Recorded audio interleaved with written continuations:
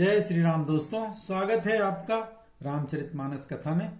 पिछले भाग में हमने देखा कि नारद के अहंकार को तोड़ने के लिए भगवान विष्णु ने माया जाल रचा, माया नगरी रची और वहां स्वयंवर में राजकुमारी को वरण करने के लिए नारद ने उनका रूप मांगा तो उन्होंने बानर का रूप दे दिया, जो कि उनको पता नहीं था। और शिव जी के दोनों गण उनके ऊपर हंस रहे थे।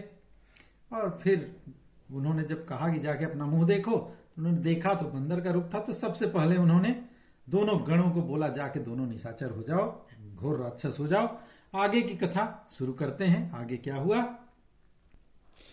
पुनि जल दिख रूप निज पावा, तदप हृदय संतोष नयावा। फरकत अधर कोप मन माही, सबदि चले कमलापति पाही। फिर जब नारद मुनि ने जल में देखा तो उन्हें असली रूप प्राप्त हो गया। तब भी उन्हें संतोष नहीं हुआ।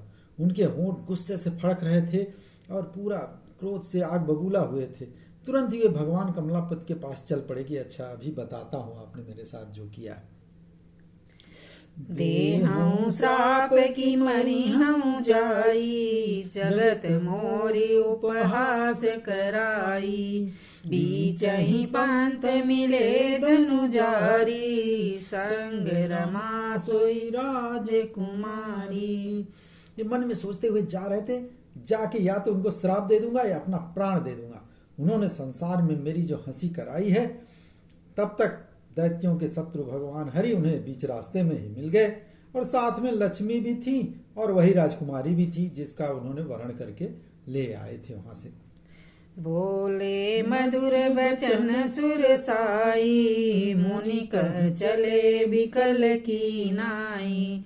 सुनत बचन उपजायति क्रोधा, माया बस न रहा मन बोधा। देवताओं के स्वामी भगवान बड़े मीठी वाणी में बोले, हे मुनि, बड़े व्याकुल हो, कहाँ जा रहे हैं? ये सब सुनते ही नारद का गुस्सा और भनभना आए और माया के बसीभूत होने के कारण उनके मन में बिल्कुल एकदम अपना आपा खो दिया। पर संपदा सकहूं नहीं देखी, तुम्हारे ईर्षा कपट बिसेखी। मथत सिंधु रुद्रहि बोरायो, सुरन प्रेरी विष पान करायो। नारद मुनि भनभना के बोले, तुम दूसरों की संपत्ति तो देख नहीं सकते, तुम्हारे ईर्ष्या और कपट भी बहुत भरा हुआ है।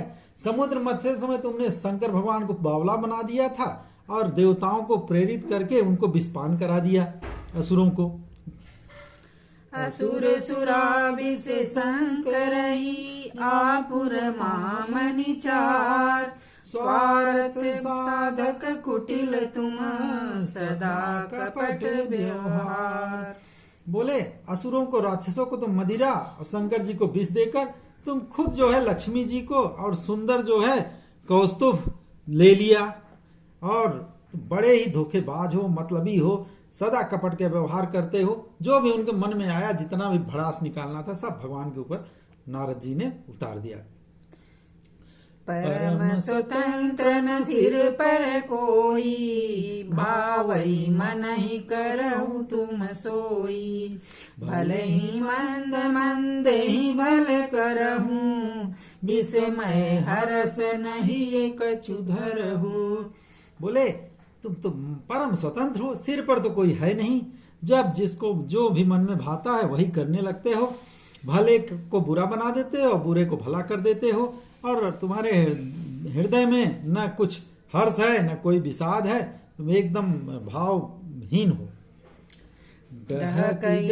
की परिचय हूँ सब काहू, अति असंक मन सदा उछाहू। करम शुभ तुम ही न बाधा, अब लगी तुम ही न काहू साधा। बोले, तुम सबको ठग ठग के परख गए हो, ठग ठग के जो है मन बढ़ गया आपका और अत्यंत निडर हो गए हो। इसी से मन में सदा आपके दूसरों को ठगने का उत्साह बना रहता है।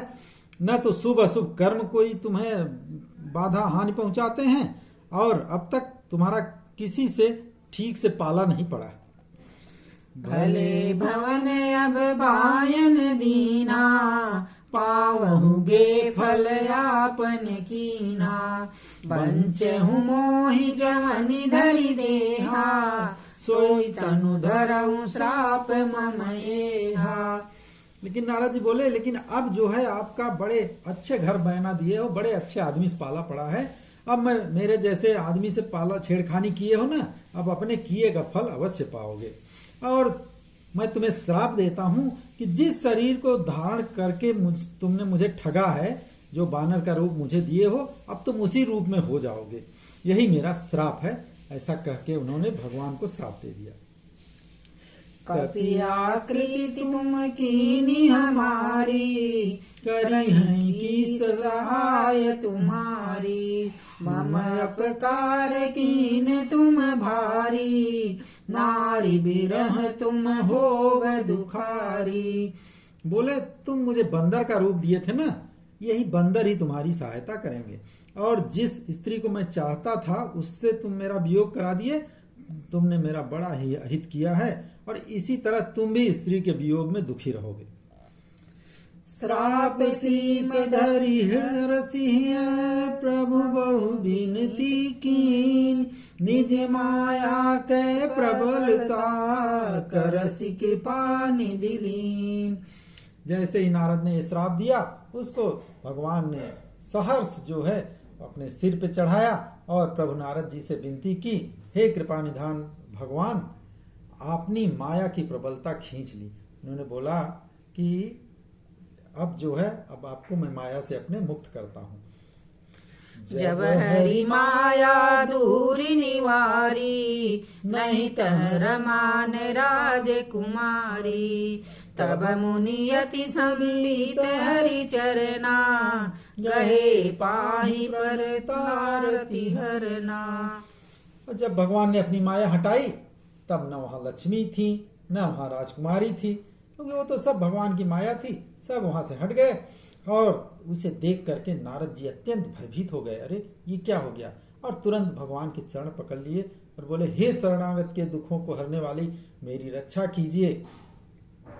मृषा हो मम श्राप कृपाला, मम इच्छा कह दीन दयाला।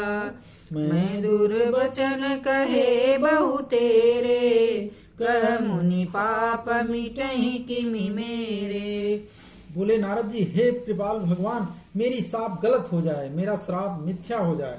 तब दीनों पे दया करने वाले भगवान ने कहा, यह सब मेरी ही इच्छा से हुआ है, क्योंकि भगवान की इच्छा से ही सब कुछ होता है। उन्होंने कहा, तुम्हें घबराने की जरूरत नहीं है, और मैंने जो चाहा वही हुआ है।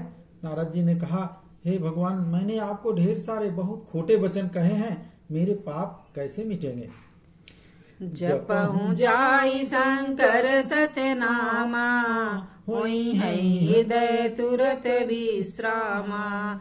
को नहीं शिव समान प्रिय मोरे, अस परतीत तजहु जनि भोरे।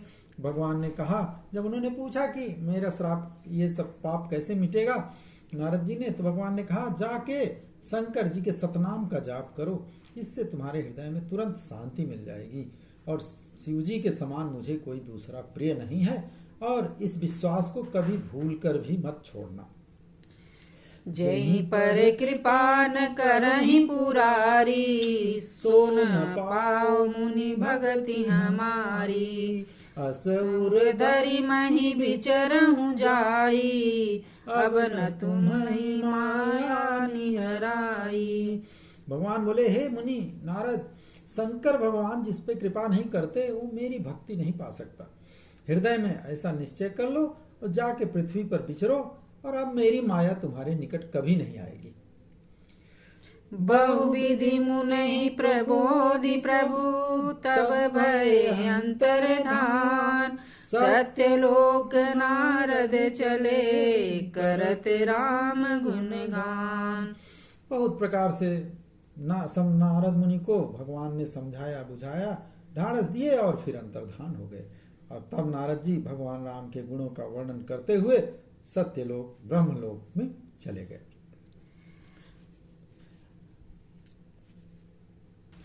इस तरह भगवान ने नारद मुनि का घमंड दूर किया, वे शंकर भगवान का जाप करने लगे।